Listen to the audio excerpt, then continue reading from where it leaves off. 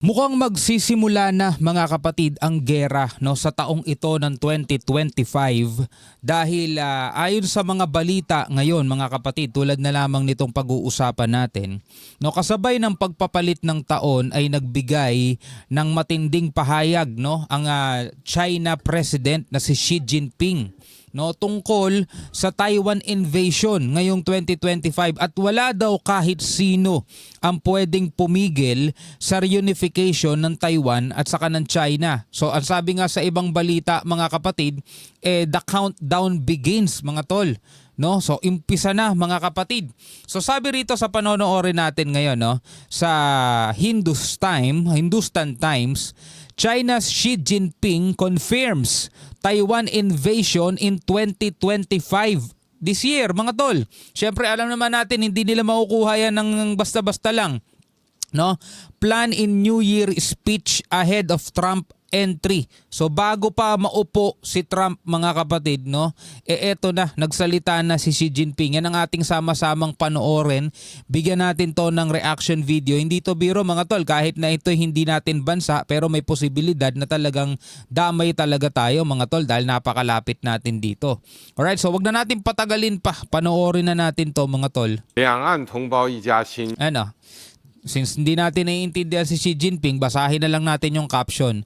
Sabi rito, we Chinese, kami mga ka-Chinese, on both sides of the Taiwan Strait belong to one and the same family. So sila daw mga Chinese at yung mga Taiwanese, mga kapatid, ay nabibilang sa iisang pamilya lang. So sinasabi nila, itong Taiwanese, itong Taiwan ay hindi yan hiwalay na bansa. Amin yan, part ng bansa namin yan mga tol. 两岸同胞一家亲，谁也无法隔断我们的血。 No one can ever sever the bond of kinship between us. Sabing ganun. 血脉亲情，谁也不能阻挡祖国统一的。 Sabi niyo, no one can ever sever the bond of kinship between us. 血脉亲情，谁也不能。 No one can ever stop the reunification of the motherland. Wala daw kahit sino mga kapatid ang makapagpipigil sa reunification of the motherland. Sabing gano'n ni Xi Jinping. So kahit na anuman ang tulong o kahit na anuman ang gawin ng Taiwan mga kapatid, matutuloy at matutuloy. Ika nga wala daw makakapigil mga tol ng kanilang reunification. So madali lang pakinggan reunification, pag-iisa. Pero alam naman natin mga kapatid na hindi ito basta-bastang usapan lang at biglang mag-joint na lang sila reunification. Hindi ganun yun. Dahil ang Taiwan mga tol ay pinipilit na hindi sila part ng China at gusto nilang humiwalay, separate at nakasanayan na nga nila dahil matagal na silang hiwalay sa napakatagal ng panahon. At ito'y pwedeng pagmulan mga tol ng panibagong gera. Gera mga kapatid, hindi ito basta-basta usapan lang, gera. Kasi hindi lang naman Taiwan din ang makakalaban ng China, kundi meron pang mga supporters yan o meron pang mga susuporta dyan. 能阻挡祖国统一的。 Xi Jinping openly confirms plan to attack Taiwan in 2025. Sabing ganon mga kapatid. Pero may question to May question yan.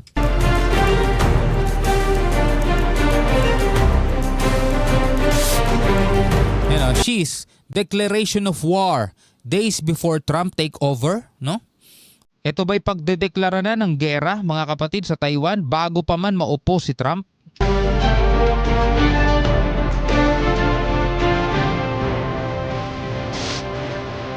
No one can stop Xi Jinping's chilling threat on camera. Chinese President Xi Jinping addressed citizens amid New Year celebrations. Kasabay ng pagse-celebrate mga tol ng buong mundo ng pagpapalit ng taon ay naghayag na si Xi Jinping ng kanila daw plano.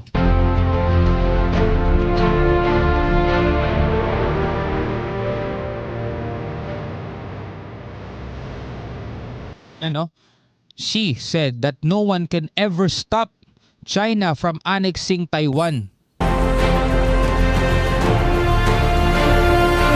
Xi Jinping's message came amid months of escalating military drills around Taiwan So sunod-sunod nga ang ginagawa nilang military drill, no, dito sa paligid ng Taiwan.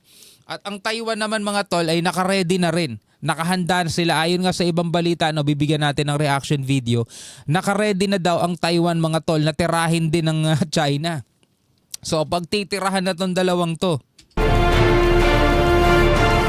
China has intensified reunification rhetoric since new Taiwanese president took office.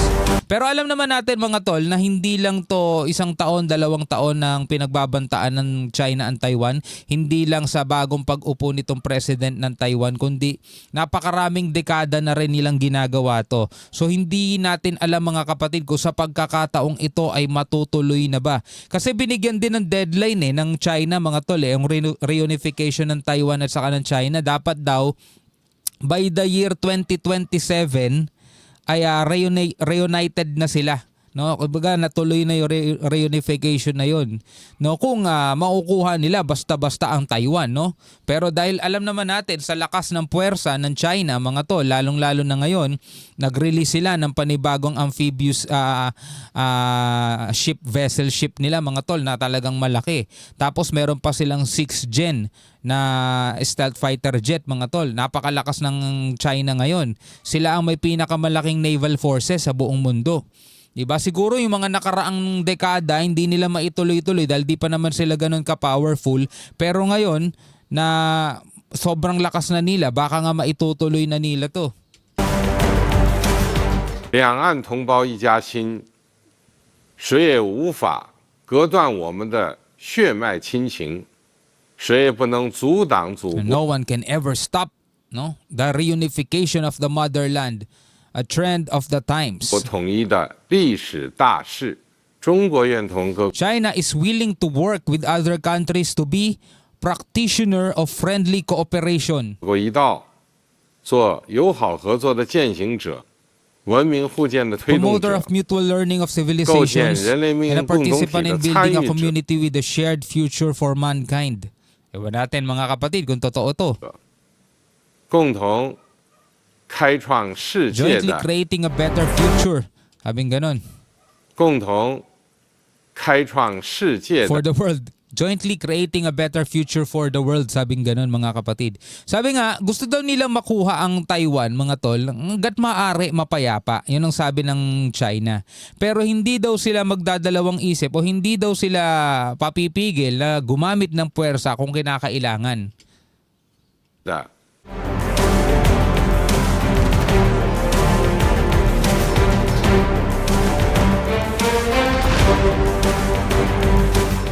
同志们、朋友们、女士们、 2025先 we 生 will 们， fully 大家好。 complete the 14th five-year plan. We need to 2025 implement 年， more proactive 我们 policies, 将全面 focus 完 on 成 high 十 quality 四五规划， development. So ito para sa ekonomiya nila to. 要实施更 Promote 加积 high-level 极有为的 technological 政策， self-reliance and self-improvement. 聚精会神抓好高质量发展，推动高水平科技 And 自 maintain a 立 good 自 momentum 强， of economic and social development. Ito pa naman si Xi Jinping, no, hanggat nabubuhay mga tol, sabing gano'n na hindi na siya mapapalitan sa pwesto niya, no, bilang presidente. 使经济社会发展良好势 Kaya lahat ng plano niya talaga na isa sa katuparan niya. 头。当前经济运行面临一些新情况，有外部环境不确定性的挑战，有新旧动 Including 能转 challenges of 换的压力。 uncertainties in the external environment and pressure of transformation from old growth drivers into new ones. 但这些经过努力是可以克服的。我们从来都是在风雨洗礼中成长，在历经考验中 And we 壮 get 大。 stronger through hard times. We must be 大家 confident. 要充满信心。 So ito para sa ekonomiya nila to mga tol. Pero eto na nga, no.